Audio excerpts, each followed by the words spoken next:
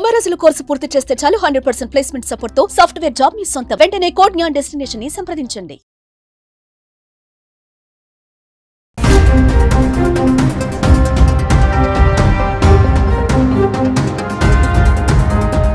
All time రికార్డులో దూసుకెళ్తున్న gold rate భారీగా తగ్గింది. ప్రస్తుతం బంగారం ధర 86,000 రూపాయల వద్ద ట్రేడ్ అవుతుంది.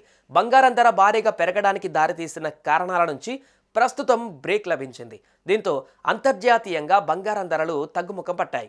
కొత్త సంవత్సరం ప్రారంభంతో బంగారం ధరలలో కొంచెం తగ్గింపు కనిపించినా ఈ నెల మాత్రం బీభత్సంగా పెరిగాయి. ఈ కలిసొచ్చే కాలానికి నడిచొచ్చే బంగారం అన్నట్లు ఏపీ నేలల్లో దాగి ఉన్న గోల్డ్ గుట్టు బయటపడింది. పొరుగు దేశం పాక్లో కూడా ఓ ప్రాంతంలో బంగారు నిల్వలు ఉండడంతో ప్రజలు పెద్ద ఎత్తున వెతికే పనిలో ఉన్నారు. రోజంతా నది గర్భం నుండి బురదను బయటకు తీసి బురదలో బంగారాన్ని వెతికే పనిలో ఉన్నారు.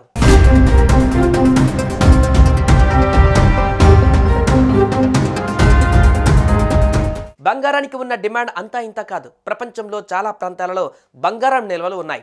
ఇలాంటి వాటిపై ప్రభుత్వాలు ప్రత్యేక దృష్టి సారిస్తున్నాయి. ఏపీలో కొన్ని జిల్లాల్లో గోల్డ్ ఉన్నట్లుగా అధికారులు గుర్తించారు. ఈ గనులు మరికొన్ని రోజులలోనే ఏపీని గోల్డ్గా మార్చబోతుంది. ఈ మేరకు అధికారులు శరవేగంగా బంగారు గనుల తవ్వకానికి కసరత్తులు ప్రారంభించారు. ఇందులో భాగంగా స్థానిక గ్రామాలలో ప్రజాభిప్రాయ స్వీకరణ కార్యక్రమానికి శ్రీకారం చుట్టారు. ఇప్పటి వరకు తాము నడిచిన భూమిలోనే బంగారం దాగి ఉందన్న విషయం తెలిసిన అక్కడి ప్రజలు సంబరాలలో మునిగిపోయారు.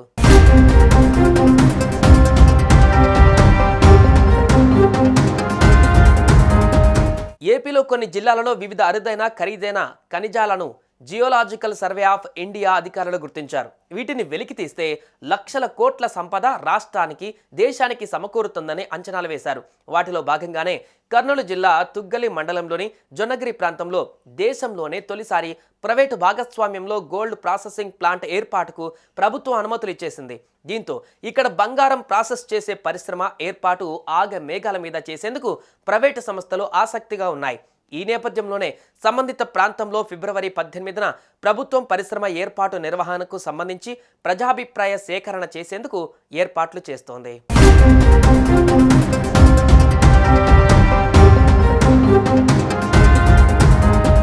1994లోనే geological survey of India Kurnool జిల్లాలో బంగారం నిక్షేపాలు ఉన్నట్లు గుర్తించింది. అనంతరం ఈ బంగారం తవ్వి తీసేందుకు ప్రైవేటు సంస్థలను ఆహ్వానించారు. అయితే భారీగా పెట్టుబడులు పెట్టాల్సి వస్తుందనే కారణంతో ప్రైవేటు కంపెనీలు ముందుకు రాలేదు. ప్రాథమిక అధ్యయనాలు జరపడానికి కూడా భారీగా ఖర్చు చేయాల్సి వస్తుందనే కారణంతో వెనకడుగు వేశాయి. అయితే 2005లో కేంద్రం మైనింగ్ లీజ్ ప్రక్రియను సులభతరం చేసింది. ఓపెన్ లైసెన్సింగ్ పాలసీ తెచ్చింది. అనంతరం మరోసారి ప్రైవేటు కంపెనీలను ఆహ్వానించారు. ఈ క్రమంలోనే బెంగళూరుకు చెందిన జియో మైసూర్ సర్వీసెస్ లిమిటెడ్ ముందుకు వచ్చింది. అయితే పైలట్ ప్రాజెక్టు చేపట్టేందుకు కావలసిన అన్ని అనుమతులు పొందడానికి సుమారు 10 ఏళ్లు పట్టింది. పని ప్రారంభించిన తర్వాత ఏడాదికి దాదాపు 750 కిలోల కంటే ఎక్కువగా బంగారాన్ని ఉత్పత్తి చేయవచ్చని అధికారులు అంచనా వేస్తున్నారు.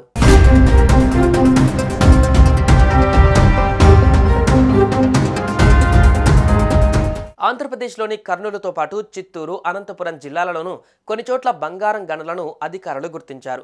వాటిని అభివృద్ధి చేసి అక్కడి నుంచి పసిడిని వెలికి తీసేందుకు ప్రయత్నాలు చేస్తున్నారు. ఈ గనులను తవ్వేందుకు ప్రభుత్వ రంగ సంస్థ అయిన NMDC లిమిటెడ్ ఆసక్తిగా ఉన్నట్లు అధికారిక వర్గాలు చెబుతున్నాయి. రాష్ట్రంలో భారీ స్థాయిలో ఉన్న విలువైన ఖనిజ సంపదను వెలికి తీసే అవకాశం తమకు ఇవ్వాలని NMDC లిమిటెడ్ ప్రభుత్వాన్ని కోరుతోంది. ప్రస్తుతం ఈ అంశం ప్రభుత్వ పరిశీలనలో ఉందంటున్న అధికారులు రాష్ట్రంలోని అనేక ప్రాంతాలలో గుర్తించిన ఖనిజ సంపదను వెలికి తీస్తే ఏపీ నిజంగానే స్వర్ణాంధ్రగా మారుతుందని అంటున్నారు.